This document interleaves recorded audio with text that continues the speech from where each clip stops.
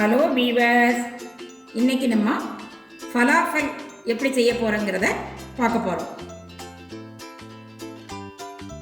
1 cup white piece சிக்பீஸ் எடுத்து நைட்டில் ஊற வச்சு வடிகட்டி வச்சுருக்கிறேன். தண்ணி இல்லாமல் எடுத்து வச்சுருக்கிறேன். அதை இந்த மிக்ஸி ஜாரில் நம்ம சேர்க்க போகிறோம்.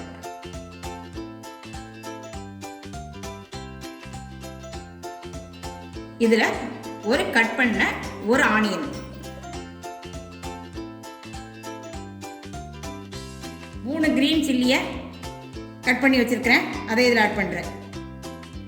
ஒரு 5 பல் பூண்டு, கொஞ்சமாக மல்லி இலை, ஒரு 1/2 கப் அளவுக்கு மல்லி இலை ஆட் பண்ணியிருக்கேன். 1 டீஸ்பூன் ஜீரகம், 1 டீஸ்பூன் மல்லித்தூள், 1/4 டீஸ்பூன் சோடா உப்பு, 1 டீஸ்பூன் உப்பு, 1 டீஸ்பூன் லைம் ஜூஸ். இது இவ்வளவையும் நம்ம மிக்சியில் இப்போ இதை அரைக்க போகிறோம். இந்த அளவுக்கு அரைச்சிருக்கேன். நம்ம இதை திரும்ப ஒரு தடவை மிக்ஸ் பண்ணி விட்டுட்டு திரும்ப ஒரு தடவை அரைச்சிக்கிடுவோம். இந்த அளவுக்கு கரகரப்பாக அரைச்சிக்கோங்க. இது நான் இப்போ அரைச்சிட்டேன். இதை ஒரு மிக்சிங் பவுலுக்கு நான் மாற்ற போகிறேன்.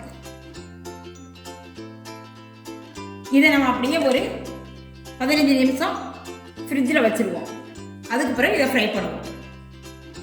இப்போ ஸ்டவ் ஆன் பண்ணி ஆயிலை ஹீட் பண்ண வச்சுருக்கோம். இந்த அரைச்ச மாவு 15 நிமிஷம் ஃப்ரிட்ஜில் வச்சு எடுத்துருக்கோம். இப்போ இதை எப்படி ஃப்ரை பண்ணணுங்கிறத பார்ப்போம். ஆயில் ஹீட் ஆகிடுச்சு. இந்த அரைச்ச மாவை இப்படி நல்ல உருண்டையாக உருட்டிக்கோங்க.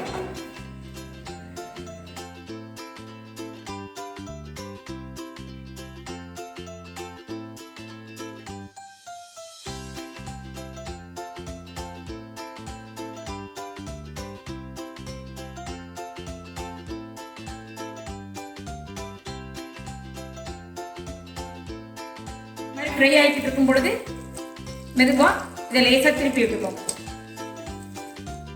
திருப்பி விட்டு நல்லா கோல்டன் கலர் வர வரைக்கும் ஃப்ரை பண்ணுங்கள். இந்த அளவுக்கு நல்லா ஃப்ரை ஆகிடுச்சு. நல்லா கோல்டன் ப்ரௌன் வந்துருச்சு. நம்ம இப்போ இதை ஒரு சர்விங் பிளேட்டுக்கு மாற்றிடலாம்.